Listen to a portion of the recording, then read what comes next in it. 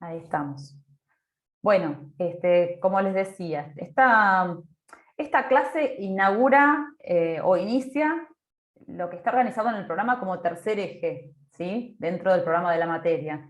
Y el eje en el que se inserta esta clase, ¿sí? Se llama Procesos actuales en el campo de la salud mental, desinstitucionalización, una expresión que ahora nos vamos a detener, porque es una expresión que tiene una barra interpuesta. Entonces, el título se llama Procesos actuales en el campo de la salud mental, desinstitucionalización, nuevos actores y escenarios, prevención e intervención, ¿sí? Esta clase en la que vamos a trabajar ahora tiene que ver con la desinstitucionalización, pero en especial vamos a atender a aquellos a presentar, a comentar, reflexionar acerca de conceptos y en particular considerando experiencias que tienen que ver con propuestas reformadoras y una serie de propuestas reformadoras por fuera de Argentina, que se desarrollaron desde la década de mediados del siglo XX hacia el presente, ¿no? Sobre todo a partir de la década del 50 en adelante, 50 y 60, se desarrollaron algunas experiencias que, bueno, por supuesto las vamos a presentar en términos de como modelos, como una primera caracterización, porque pensamos que esa base y esa caracterización y las conceptualizaciones asociadas nos van a permitir acercarnos con mayor riqueza a los procesos transformadores que se desarrollan en nuestro país. Entonces, en este sentido, un poco la propuesta de la clase es identificar una serie de conceptualizaciones, caracterizar una serie de experiencias para después acercarnos en la clase siguiente, porque esta clase se conecta estrechamente con la clase próxima, que también se llama desinstitucionalización, con una barra interpuesta, pero donde ahí consideramos especialmente las experiencias nacionales. Entonces la idea es que las dos clases interjueguen articuladamente, ¿sí? Bien, fundamentalmente esto, y vamos a pasar entonces a compartir pantalla, si les parece. Acuérdense que pueden interrumpir, intervenir cuando quieran. Ustedes me dicen si se ve. ¿Están viendo? Sí, sí, se ve, profe. Genial, gracias. Bueno, entonces como les decía, estamos en lo que es la clase o el tema, que dentro del programa es el tema 11, ¿sí? Y el tema es desinstitucionalización, con una barra interpuesta, modelos alternativos y sustitutivos. Bien, vamos a ver entonces que esta clase en particular, además de algunos conceptos claves que ahora vamos a plantear e ir abordando, va también, esta clase y la que viene, va a ir también articulando con cuestiones que tienen que ver con distintos temas que ustedes ya fueron trabajando y que ya fuimos trabajando a lo largo de las clases, fundamentalmente vinculados con la institución, el hospital como institución manicomial, como dispositivo manicomial, como institución de encierro, institución total. La cuestión del género va a estar muy presente. Si no es en esta primera parte, seguramente en la segunda parte de la clase va a haber seguramente algunas referencias, algunas menciones que podamos hacer y algunas consideraciones especiales que podamos hacer. Los procesos de medicalización están presentes, por supuesto, y se articulan con los contenidos de esta clase. El concepto de trabajo también va a estar presente en esta clase. Sobre todo las cuestiones que tienen que ver con las tensiones entre las normativas y las prácticas. Esto que también venimos trabajando desde la primera clase cuando abordamos la cuestión de la ley. Ahora cuando pasemos a considerar las distintas experiencias de reforma a lo largo del mundo, de las cuales vamos a considerar solo en principio 3 o 4 experiencias, también es un núcleo interesante e importante para esta clase. Y por otro lado también está la cuestión de que hay una cierta articulación entre las temáticas que tienen que ver con las políticas de salud mental específicamente y cómo éstas se vinculan con las formas de organización de los sistemas de salud y su dimensión geopolítica a nivel de los distintos países, ¿no? Eso también va a ser uno de los puntos que nos va a permitir abordar la clase, ¿sí? Entonces, pasemos a la siguiente imagen. Tenemos la bibliografía, y decíamos, esta bibliografía es como una selección de materiales de base. Decíamos que fundamentalmente, bueno, Amarante, de estos 3 textos tenemos que decir que Amarante es un psiquiatra brasileño que ha participado claramente de la reforma, del proceso de reforma brasileña. Y este texto es una selección, en particular el capítulo 5 permite dar cuenta de la especificidad del proceso de reforma en Brasil. Nosotros hoy quizá no nos vamos a detener tanto en el caso del proceso de reforma en Brasil, pero este es un texto de referencia que nos permite un primer abordaje, ¿no? Después está el texto de Emiliano Galende, que es un capítulo que, bueno, Emiliano Galende es un psiquiatra argentino con formación psicoanalítica. Profe, disculpe, hay alguien en la sala de espera. Ahí voy. Gracias. Gracias por avisar. Ahí estaban 3. Bueno, esperamos que se unan. Un minutito. Decíamos entonces de Emiliano Galende está este texto, que es una selección. Hay muchísimo material para ubicar de este autor y de este referente, que es un referente muy importante, argentino, médico psiquiatra, habíamos dicho, pero que tiene una apertura y una lectura sobre los procesos de reforma muy interesante y muy potente en lo conceptual también, con muchos años ya de producción, ¿no?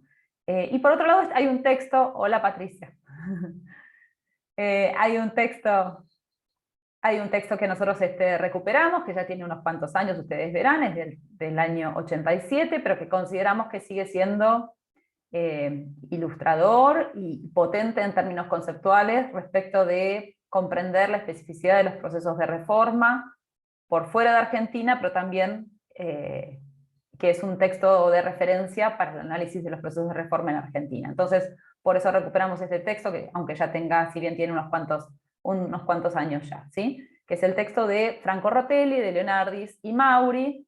Rotelli son todos autores italianos, ¿sí? Rotelli es médico psiquiatra, y en particular han tenido una participación muy activa en todo lo que fue la experiencia de reforma o de transformación, que es la experiencia de desinstitucionalización en el marco de la experiencia italiana. Entonces, en este sentido, por eso recuperamos este texto, que en particular a mí me pasa que cada vez que lo leo le sigo encontrando un montón de matices y aspectos que entiendo yo que son sumamente importantes para poder interpretar los procesos de reforma en diferentes países, pero también especialmente en Argentina. Así que por eso la explicación del porqué de este texto, ¿sí? Entonces, bueno, además de esto, hay alguien más que está esperando. Ahí está. Cualquier cosa me avisan, además de estos textos estaba el material de referencia, el material audiovisual, que en este caso no está citado, pero ustedes lo tenían en el mail, que es la película, el film Si può fare, ¿sí? Que es un film italiano de 2008, y que nos parecía que tenía un potencial muy rico e importante para poder discutir cuestiones específicas de los procesos y de las experiencias de reforma, ¿sí? Así que bueno, quienes la vieron por la mitad, quienes no la vieron y quienes la vieron, bueno, nada, están invitados todos a verla y a compartirla porque es un material muy rico. Bien. Entonces, pasamos a la siguiente imagen. Si hay intervenciones a los que se sumaron ahora, pueden abrir el micrófono, comentar. Bienvenidos, ¿sí? Bien. Vamos entonces a ver acá. Sí. Hola, suena con un poquito de retraso, a ver. Ay, lo que pasa es que no son datos, no me anda el wifi. Ahí va, no sé ahí si me va. escuchan. Dale. Sí. Quería saber si ya habían hablado de la película o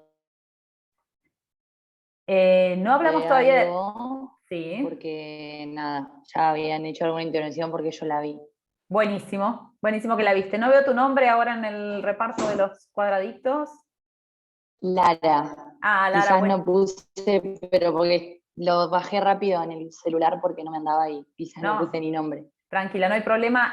Sí, Lara, lo vamos a reservar para la segunda parte de la clase. Ahora vamos a hacer una primera parte expositiva, pero que no quiere decir que no puedan intervenir, sino que al contrario, bienvenido, decíamos que puedan abrir micrófono, intervenir, plantear cuestiones, dudas o cosas que no se entiendan, plantear ejemplos. Es muy rico cuando ustedes pueden plantear ejemplos. Así que todo eso bienvenido, pero reservamos a la segunda parte de la clase, para la segunda parte de la clase, las reflexiones sobre la peli. porque la idea es que articule Genial. con los contenidos de la primera parte, ¿sí? Bien, entonces vamos ahora, en que reduzco porque tengo muchas. Ahí estoy. Bueno, tenemos acá una serie de términos, ¿no? Términos que refieren a algunos conceptos. La pregunta sería, yo los leo rápidamente, dice antipsiquiatría, desmanicomialización, desinstitucionalización, despsiquiatrización, desinstitucionalización con una barra interpuesta, transinstitucionalización, sustitución de lógicas manicomiales, deshospitalización. ¿Les suenan todos términos que van todos en el mismo sentido?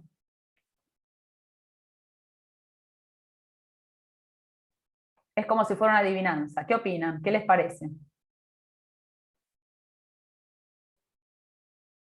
Podríamos armar conjuntos, ¿cuántos conjuntos? ¿En qué sentidos operan algunos conceptos y en qué sentidos operan otros? Bueno, un poco de eso trata esta clase, ¿sí? Esta clase trata un poco de eso, de ir tratando de identificar cómo operan cada uno de estos conceptos, que no tienen todos el mismo sentido, pero respecto de los cuales podríamos armar al menos dos grandes conjuntos, ¿sí? Dos o tres grandes conjuntos, ¿sí?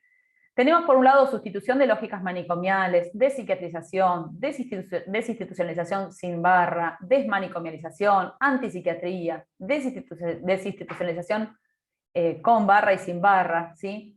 Todos esos conceptos están asociados con formas, ¿sí?, de tratar de verbalizar, de conceptualizar, ¿sí?, procesos de reforma, ¿sí? Podrían agruparse todos esos.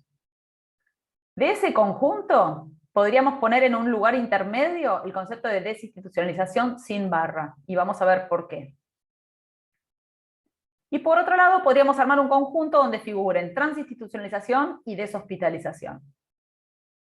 ¿Sí? ¿Por qué decía que el concepto de desinstitucionalización sin barra podría estar como medio a caballo de los dos grandes conjuntos? Porque vamos a plantear fundamentalmente que el concepto de desinstitucionalización sin barra, así como lo plantean Rotelli, de Leonardis y Mauri, es un concepto que tiene cierta ambigüedad y que abarcó tanto una versión, digamos, y se usó para comprender tanto una versión reformadora, ¿sí?, como una versión deshospitalizadora. Por eso lo vamos a dejar aparte, ¿sí? Y por otro lado tenemos dos conceptos que vamos a ver después un poquito más en detalle, que son los de deshospitalización y el de transinstitucionalización. ¿Sí? Deshospitalización, lo vamos a ver después mejor, decíamos, refiere fundamentalmente a aquello que tiene que ver con, esperen que hago entrar a una compañera, tiene que ver fundamentalmente con el no asilo, el abandono, la reducción de camas, la expulsión fuera del sistema, pero sin ofrecer ningún tipo de cuidado. Muchas de las experiencias de reforma resultaron en esto, en deshospitalización. Se encuadraban en procesos desinstitucionalizadores, pero resultaban en deshospitalización. ¿Sí? La otra consecuencia como negativa de los procesos de reforma, ¿sí?, como inesperada o no prevista, es la transinstitucionalización. Y la transinstitucionalización se produce cuando, ¿sí?, producto de un proceso de reforma, o como resultado de un proceso de reforma, ¿sí?, se migran usuarios, llamémosle usuarios, pacientes, personas internadas, sujetos internados o internades, ¿sí?, se expulsan a otras partes de otros sistemas y otras formas de internación. Quizá no dentro del ámbito psiquiátrico estrictamente, pero otras formas que podrían ser instituciones gerontológicas, instituciones destinadas a niñas, niños o niñas y adolescentes, ¿sí?, instituciones vinculadas al consumo problemático, ¿sí? Es como sacar fuera del sistema, específicamente, digamos, del sistema o de la red de dispositivos propios del ámbito de la salud mental, para llevarlos a otros espacios que también son de encierro. ¿Sí? Son espacios disimulados de encierro, pero también son espacios de encierro. Con lo cual serían también prácticas del orden de las prácticas manicomiales, ¿no? La expresión, por ejemplo, sustitución de lógicas manicomiales, es una expresión que vamos a ver la clase que viene sobre todo, fundamentalmente, lo mismo que la expresión desmanicomialización, ¿sí? Porque remiten a expresiones adoptadas por experiencias muy concretas desarrolladas en Argentina. En particular, el concepto de desmanicomialización es un concepto que surge, se formula y se acentúa, digamos, se refuerza, se consolida en el marco de la experiencia de Río Negro.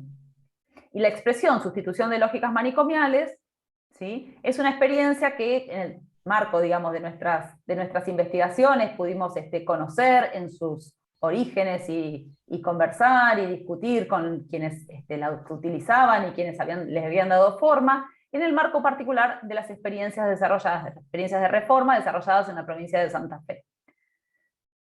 ¿Sí? Entonces ubicamos estas dos expresiones, sustitución de lógicas manicomiales más asociada a la experiencia muy concreta de la provincia de Santa Fe, en el campo de la salud mental, y desmanicomialización más vinculada con la provincia de Río Negro. ¿Sí? Entonces, hasta ahora lo interesante sería de toda esta cantidad de términos que nos quede claro que cuando hablamos de transinstitucionalización estamos como encendiendo, digamos, las alarmas, porque es una versión crítica respecto de los procesos de reforma, ¿sí?, que tiene que ver con rastrear que en los circuitos de los procesos de reforma, como consecuencia de ellos, a veces se produce solapadamente, ¿sí?, instancias de transinstitucionalización, que es que la institucionalización continúe, que las prácticas manicomiales continúen, pero bajo otro rótulo, bajo otro cartel, ¿sí?, en otros espacios institucionales de encierro. ¿Sí? Y en el caso de la deshospitalización, ahora lo vamos a ver más en detalle, porque eso se dedican un cierto espacio en el texto de Rotelli, de Leonardis y Mauri. ¿Sí? ¿Estamos bien hasta acá? Van avisando, ¿sí?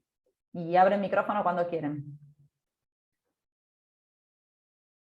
Bien, sí, digamos, de algún modo, el concepto que aparece con una barra, que decíamos antes, diferenciado de la desinstitucionalización sin barra, también es un concepto, si lo pensamos en términos cronológicos o sociohistóricos, como mucho más reciente, ¿sí? Porque surge especialmente bajo propuesta de Silvia Faraone, ¿sí? Vamos a ver después en qué consiste. La idea es que toma el concepto de desinstitucionalización sin barra para reformularlo e introducirle una serie de aspectos específicos, ¿no? Y fundamentalmente eso. Entonces, hecha esta distinción, tendríamos como tres grandes conjuntos, ¿no? La desinstitucionalización sin barra como el medio a caballo de las dos grandes posiciones.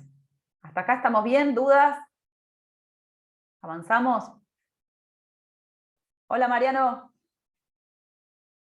Hello, perdón. Hola, Marra, querido. Problemas técnicos y o mentales hizo que me sume la tarde. Disculpen. No, bienvenido. Bien. Pasamos entonces a la siguiente. Vamos haciendo un cierto recorrido donde vamos a ir intercalando aportes de otros autores y experiencias y comentarios, pero fundamentalmente sepan para que aquellos que no trabajaron, que no abordaron, no pudieron leer el texto de Rotelli, básicamente en esta parte, principalmente estos elementos, digamos, los pueden encontrar ampliados y profundizados o clarificados en el texto de Rotelli y los demás autores, ¿sí? Entonces, bueno, cuando decíamos esto de desinstitucionalización sin barra, ¿no? Decíamos que tiene cierto carácter polisémico o cierto carácter ambiguo, ¿sí? Porque fue utilizado, dicen estos autores, en muchos sentidos diversos, incluso contrapuestos, como veíamos, ¿sí? Identifican estos autores al menos dos acepciones o dos formas de entenderlos, ¿sí? Y estas formas contrapuestas tienen que ver con aquella, digamos, definición elaborada por lo que los autores denominan grupos técnicos y políticos, ¿sí?, que incluye la experiencia de desinstitucionalización italiana, ¿sí?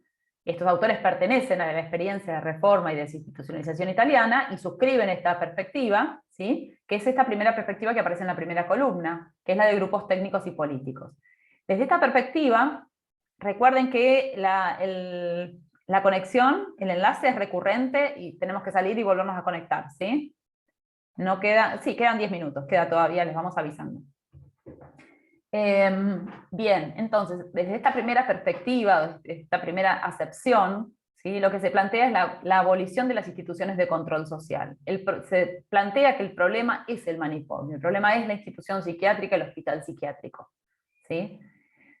Y reconoce, digamos, antecedentes muy fuertes en esta identificación de que el problema tiene que ver con la institución. Por eso va a incluir esta perspectiva una mirada de crítica profunda y radical, ¿sí?, a la institución psiquiátrica. Y lo que va a plantear, esperen que estoy admitiendo, un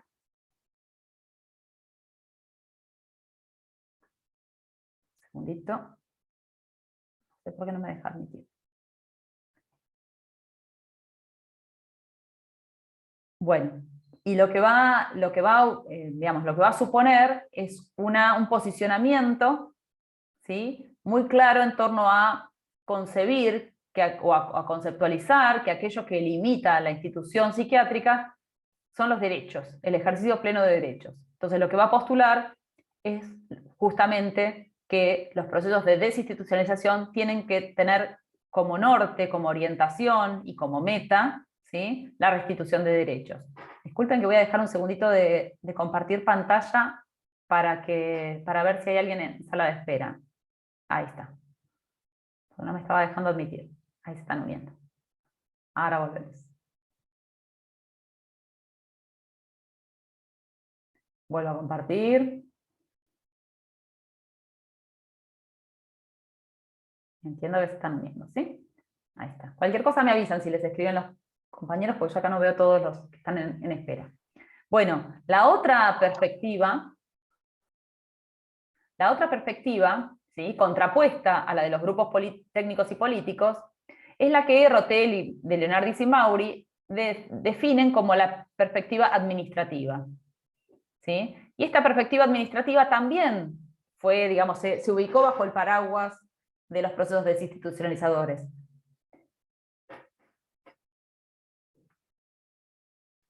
Esperen que sigo admitiendo y me parece que no terminan de conectarse. María Belén Terreno está tratando de conectarse. Marra, si llegas a verla conectada, ¿me avisás? Dale, te digo. Así. Porque me dice uniendo. Bueno, básicamente esta propuesta, ¿sí?, supuso bajo un cierto proceso, digamos, entre comillas, de reforma, ¿sí?, de las instituciones y del sistema de salud mental, lo que propuso básicamente, y las prácticas, digamos, y las orientó fundamentalmente sus políticas, a la reducción de camas, a la reducción económica y a la reducción administrativa. Por supuesto, esto consustanciado con una perspectiva neoliberal, ¿no?, de reducción de costos. Esto tuvo como resultado esto que mencionábamos antes dentro de ese pool de conceptos, que es la deshospitalización, ¿sí? El no ofrecer ningún tipo de sistema de cuidado, ningún tipo de alternativa, ni de práctica sustitutiva, ni de dispositivo sustitutivo. En definitiva, creo que hay como una muy delgada línea que, perdón, no prendo la cámara porque estoy muy enferma y en un estado deplorable. No quiero que esté grabado. ¿Quién habla? Decime, porque no estoy viendo la cuadrícula. Julieta, soy yo. Hola, Julieta, buenísimo. No te preocupes. Digo, como que hay una delgada línea. Justo me pasó hoy, estaba hablando con una amiga, ella trabaja en conjunto, pero trabaja en otra área, sobre una situación de una persona que está en situación de calle, ¿no? Entonces me dice, no, bueno, está en situación de calle porque sufre situaciones de abuso, entonces está escapando de la casa. Me dice, yo no estoy yendo obviamente a la oficina, entonces me dice, che, yo trabajo en la dirección de géneros, me dice, fui a hablar con tus compañeras para ver si la podían ingresar al hogar. A lo que le digo que claramente no la iban a ingresar, porque si bien las situaciones estaba viviendo situaciones de violencia y de abuso puntualmente, en realidad la chica estaba atravesada por situaciones de salud mental, que claramente no estaban siendo atendidas por su situación de calle. Entonces le planteaba todo esto y me dice, no, bueno, pero no la pueden tener, como si fuese, no sé, guardar la bici en un garage, no me guardás la bici, y yo era como, bueno, tratando de explicarle todo esto y yendo como a esto puntualmente, ¿no? Entonces le decía, lo que pasa es que le digo, la persona a las horas la podemos tener, pero la situación de calle la va a seguir teniendo. Le digo, nosotras más de 10 días no las podemos tener a la persona en el hogar, le digo, porque la idea es justamente que haya una restitución de derechos y que esa persona pueda volver a vivir su vida fuera, porque aparte estar dentro de lo que es nuestro dispositivo del hogar, es obviamente a puertas cerradas, ni yo conozco la dirección, es toda una situación, o sea, ingresar al hogar no es abro la puerta, ingreso y me voy cuando quiero. Y era como esta fina línea que decía, ¿no? Como de la reducción de camas, y como, bueno, y tener la idea como de la deshospitalización en este caso, y bajo el lema de, no, bueno, pero hay que garantizarle sus derechos, de que pueda estar libre, de que pueda estar en su casa, como si fuese todo tan lineal y tan sencillo, ¿no? Como si, bueno, mañana va a volver a su casa, y bajo, ¿no? Como quién se hace cargo, lo que ella me planteaba era esto, como qué hago, qué respuesta le doy, o sea, la tengo que volver a dejar en la calle, y mi idea era esta, era decirle, bueno, pero o sea, nosotros no la podemos tener tampoco 3 meses hasta que su situación de violencia se resuelva, porque claramente eso no va a suceder, pero ¿qué se hace mientras tanto, no? Como, y me imagino que mental debe ser un tanto parecido, o me imagino algo similar. Sí, lo que vamos a ver justamente ahora es que hay una serie de situaciones intermedias, ¿sí? y de grises, y en este caso que vos muy bien planteás, me parece que hay una cuestión también que tiene que ver con lo intersectorial, ¿no? Que en el caso nuestro plantea la ley muy claramente de la necesidad de desarrollar una serie de, digamos, como ejes que permitan articular diferentes espacios, programas, No, total, ni hablar, eso, ni hablar de la intervención de salud mental que claramente ya se estaba por dar, pero bueno, comprendiendo esto, como que la persona no podía seguir estando en la calle, pero al mismo tiempo como que nadie la iba a poder como retener, por decir así, o tener en la casa o en algún espacio como si fuese esto, como si fuese un objeto, como bueno, quédate acá, mañana dormís allá, pasado acá, como... Sí. En esto digo como la fina línea de como de qué se hace, ¿no? Que nadie tiene la respuesta de qué es lo que se hace básicamente. No, bueno, pero... a ver, nos adelantamos un poquito, Julieta, y me parece que es muy interesante lo que planteas. 2 cosas se me ocurren. Una, que la clase próxima vamos a trabajar especialmente con la cuestión de trayectorias de vida y situación de calle, y vamos a retomarla, porque nosotros ya lo habíamos planteado antes, cuando trabajábamos uno de los textos, en el caso de la clase donde trabajamos modelo médico hegemónico, ¿se acuerdan? Que trabajamos con un texto sobre trayectorias de vida y situación de calle. Bueno, el texto de Tortosa, no me acordaba. Y vamos a retomar también, y vamos a retomar esta cuestión en particular, y digamos, básicamente lo que les quería decir esto, en este primer esquema, es un primer esquema que tiene que ver con las 2 acepciones. Vamos a ver que a todas las propuestas de reforma las acompañan distintos procesos y características a lo largo de las diferentes experiencias que se fueron desarrollando, pero en particular en las experiencias que tuvieron mayor despliegue. Pienso en la experiencia brasileña, pienso en la experiencia italiana, y ahora lo vamos a ver un poco más detenidamente, por supuesto.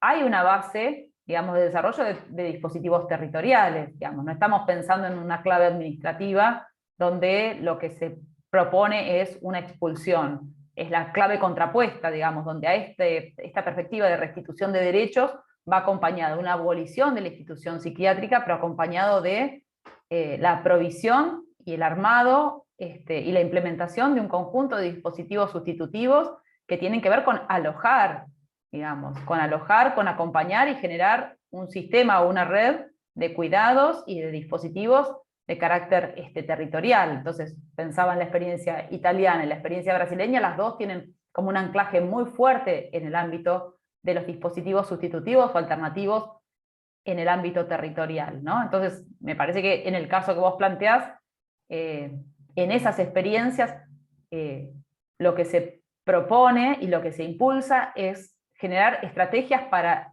no desalojar, digamos, contrarias a la deshospitalización.